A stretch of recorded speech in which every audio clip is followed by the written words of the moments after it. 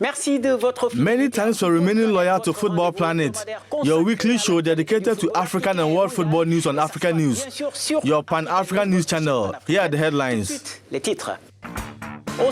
start with the FIFA U17 World Cup in Brazil, where 3 out of 4 African teams, Angola, Nigeria and Senegal, have qualified for the knockout round. The adventure, however, ended in the group stage for the reigning African champions, Cameroon, who lost all 3 games. Back in Africa, we now know the 15 clubs who have qualified for the group stage of the CAF Confederations Cup. There were no big surprises at the end of the last round of the playoffs over the weekend. The results and the list of qualified candidates are coming out shortly. And finally, Sadio Mane is going stronger. The Senegalese striker scored once again against Aston Villa. He provided an assist before scoring from the penalty spot for the Reds, who maintain their lead in the Premier League. Liverpool next play rivals Manchester City in the league. The full details coming up after this break. Welcome to Football Planet, and we head over to Brazil, where the Under-17 FIFA World Cup is ongoing. African teams are making their continent proud. 3 out of the 4 representatives qualify for the round of 16. The countries are Angola, Nigeria and Senegal, but Cameroon, the reigning African champions, are out. Here are the full details. Cameroon has been eliminated from the FIFA Under-17 World Cup in Brazil after losing to Spain 2-0. In a group where they could have qualified for 3rd place at the very least, the Cubs missed out completely with 3 defeats from 3 matches. But despite the loss of the African champions, the dream of winning the title continues for Africa, with the progression of 3 other representatives in Brazil. Angola, Nigeria and Senegal all managed to reach the round of 16. After 2 wins in the first 2 games, they all lost their 3rd game. But the main job was already done with 6 points, something that is in fact a huge feat for Angola and Senegal, who are competing in their first World Cup in this category. Too bad for the nations that finished bottom of their respective groups. The standings, as you can see, is dominated by Argentina and Spain, who had 7 points each. Among the African teams, only Nigeria topped its group despite losing to Australia in their group. The Golden Eaglets beat Ecuador, while Hungary finished last, beaten by Brazil in their last match. Angola lost 1st place in Group A to the host nation. New Zealand and Canada finished 3rd and 4th respectively. The same goes to Senegal, who finished behind group winners Japan, with the Netherlands and the United States coming 3rd and 4th respectively. The round of 16 starts on Tuesday. We will show you fixtures of the African teams. Angola will play Korea Republic. Nigeria entertain the Netherlands on Wednesday at midnight, while Senegal face Spain at 8:30 p.m.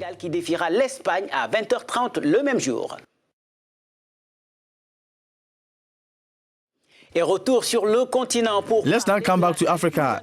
The AFCON Under-23 tournament starts on Friday in Egypt. 7 teams will try to dethrone Nigeria, who will dare to defend their title in this fairly open tournament.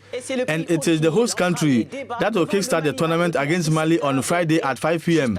Just after that, at 8 p.m., Cameroon will cross paths with Ghana. And then on Saturday, Nigeria will face Cote d'Ivoire in an exciting West African derby at 3 p.m., while South Africa and Zambia close the first day, which will have the opportunity to discuss next week. As I said in the headlines, we are also waiting for the winner of the ESAE-Generation fourth duel on Tuesday to complete the list of qualifiers for the group stage of the CAF Confederations Cup. There were big scorelines in the second leg of the playoffs, notably FC Paradu and Bidvest winning 4-1 against Kampala City and 6-0 against UD Songo respectively. Joliba FC also defeated Elect Sport 5-0. RS Berkane defeated Fossa Juniors by the same scoreline.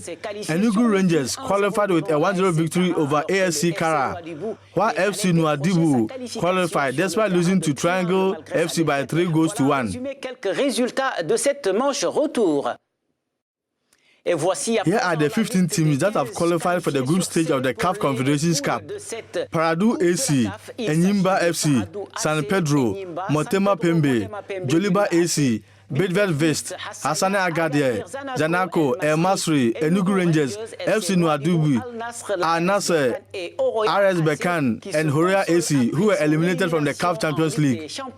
A chance that UMS Loom didn't get. The Cameroonian champions are experiencing a very tumultuous start to the new season. The team has already had 3 coaches, while only 4 matches have been played in the new season. But this instability is far from being surprised, given the history of the club, which is renowned for sacking coaches at will. The story by Cedric Solo and Eric Otin. Our correspondent in Douala, David Eyenge, filed this story. Cameroon's league defending champions are in trouble. After 3 matches in the new season, UMS Loom are bottom of the standings with only 1 point. But that is not what seems most striking. In the space of 3 matches, UMS Loom have already had 3 coaches. The real problem I had is not a technical one. I was never sacked by the president. I was forced to leave by the president because I was asking for money which I duly deserved. The reign of his successor, Charlemagne Mbongo, ended when the team was eliminated from the CAF Champions League preliminaries. To my great surprise, a month later, when the Cameroon Super Cup was announced, someone else was appointed to replace me. Mbongo's successor was Umaru Sokba, who threw in the towel, overwhelmed by the reaction of the club's president during the match. He was watching the team's game in Yaoundé and he told his Secretary General on phone for me to make a substitution in the 15th minute. I turned around and told the secretary to tell him that it doesn't work like that.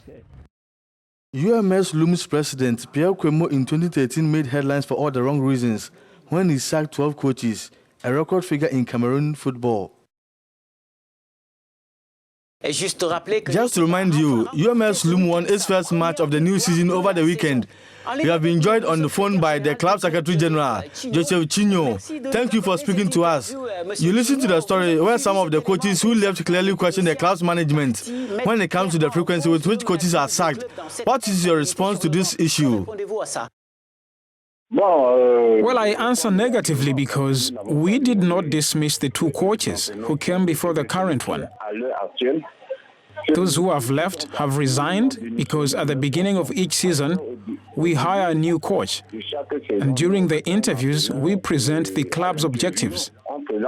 They found out that they could not achieve the objectives of the club and they resigned. It wasn't the club that sent them back. In a report, Umaru Sokba justified his departure by the attitude of the president, who according to him wanted to dictate changes during the match. So are you denying what he said?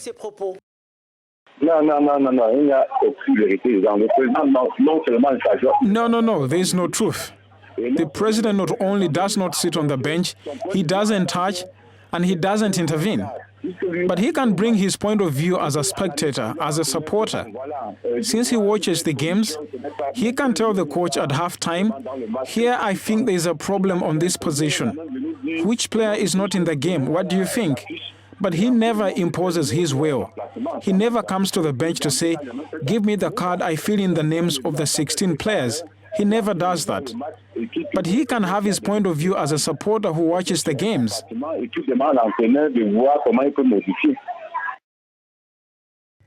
Isn't it weird that 3 coaches have come since the end of last season and the first 3 rounds of the new season? No, for us it's not weird. UMS is not a training club. It is an elite club. It's not a field for experimentation. When a coach finds that they cannot achieve the objectives we have set for them, because since the UMS, we are always at the top of the table, and it's because we manage this club well, that's why we are always top. We want results, and when a coach finds that they cannot bring the results we expect, they can resign, and that's completely normal. When you know you can't bring what you asked for, it's better to leave room for someone else who can do it. Thank you very much, Joseph Chinyo. I would like to remind you that I spoke to the Secretary General of UMS Loom, the defending league champions of Cameroon. Whipped in by Trent near post. Oh, it's Unbelievable!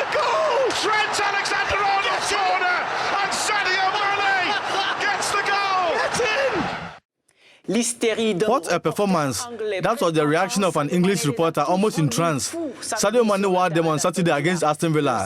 The Senegalese striker assisted and scored to give the Reds a hard-fought victory. Mane is Liverpool's leading goal scorer this season.